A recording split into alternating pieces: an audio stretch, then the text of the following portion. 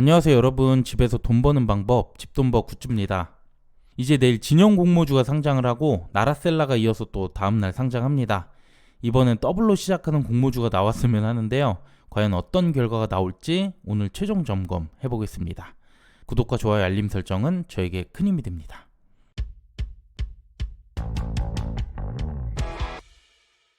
먼저 일정을 보면 6월 1주차죠. 진영과 나라셀라 이렇게 하루에 걸쳐 상장을 합니다. 진영이 6월 1일 목요일이고요. 나라셀라는 금요일 6월 2일입니다. 두 공모주 수요 예측 결과를 보면은 크게 갈렸죠. 진영은 비교적 우수했고요. 나라셀라는 경쟁률이 100대가 나왔습니다. 그러면서 진영은 공모가를 상단보다 초과한 5,000원 확정을 했고 나라셀라는 하단으로 확정을 했습니다. 그런데 이제 가격적인 측면에서 진영은 너무 많이 올리지 않았나라는 생각이 들고 나라셀라는 하단보다 좀 낮춰서 상장했으면 어땠을까라는 이런 아쉬움이 남는 공모주들이었죠. 여기 기관 최종 확약이 나왔는데요. 먼저 진영을 보면 수요 예측 때 9.2%에서 최종 30.4%, 3배 이상 상당히 많이 잡아줬어요. 그중 3개월 비중이 압도적으로 높고요. 그래서 최종 유통 물량은 420만 주, 비율로는 24.6%, 그리고 기존 주주는 5.4%로 가장 작고 특히 기관 투자자가 13%로 가장 많습니다. 초반에 물량이 크게 나올 수 있으니까 주의가 필요할 것 같아요. 그 다음 나라셀라는 수요 예측 때나 최종 모두 확약이 1%대 저조합니다. 그래도 유통 물량이 약 170만 주, 비율로 26.6%, 그리 많지가 않죠? 구성을 보면 여기도 기관이 16%로 가장 많습니다. 두 공모주 모두 초반부터 매도가 많을 것 같은데 매수 수급이 얼마나 붙어줄지가 관건이 될 것 같아요. 그래서 최종 유통 금액은 진영이 210억, 나라셀라 343억이 됐습니다. 그래도 두 곳 모두 200억에서 300억대 규모가 작고요. 단독 청약이라는 점, 수급이 조금만 붙어줘도 주가 상승 기대가 됩니다. 자, 그러면 제가 생각하는 예상 수익률 보겠습니다. 최근 4월 이후 상장한 공모주들인데요. 마이크로투 나노부터 최근 기가비스까지 총 7곳입니다. 수요 예측이나 수익률의 차이가 크기 때문에 유사한 곳들로 다시 정리를 해보면 먼저 진영은 이들 4곳과 비교하면 될 것 같은데요. 수요 예측이 그래도 1600을 넘긴 곳들이죠. 그런데 진영은 공모가가 상단보다 19%를 올렸기 때문에 비교적 가격이 높다는 느낌이 있었고요. 그래도 유통금액이 200억대, 이들 중 규모가 가장 적습니다. 특히 모니터랩이 시초가 더블을 간 유일한 종목이었는데 유통금액이 281억이었거든요. 따상은 몰라도 진영도 더블 가능성 매우 높아 보입니다. 진영의 시초가는 공모가의 마이너스 10%인 4,500원에서 더블 만원 사이에서 형성이 되고 따상을 가면 13,000원까지 상승을 합니다. 저는 목표 주가 더블 만원으로 잡아봤고요. 그러면 주당 공모가만큼인 5,000원이 예상됩니다.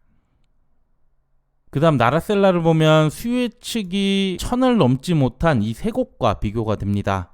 이들과 비교해도 나라셀라 수요 예측이 상당히 낮은데요. CU박스는 가격을 밴드보다 낮췄기 때문에 나라셀라의 조건이 가장 나빠 보입니다. 그래도 역시 유통금액의 강점이 있죠. 이들 중 가장 적은 300억대 물량이라서 수익 구간에 나오지 않을까 예상이 됩니다. 나라셀라의 시초가는 공모가의 마이너스 10%, 18,000원에서 더블 4만원 사이에서 형성이 되고요. 따상을 가면 52,000원까지 상승합니다. 그럴 가능성은 매우 희박하죠. 그리고 저는 목표 주가 10에서 20%, 22,000원에서 24,000원으로 잡았는데요. 청약 경쟁률이 매우 낮기 때문에 사실 10%만 나와도 감사하게 매도를 해야겠죠.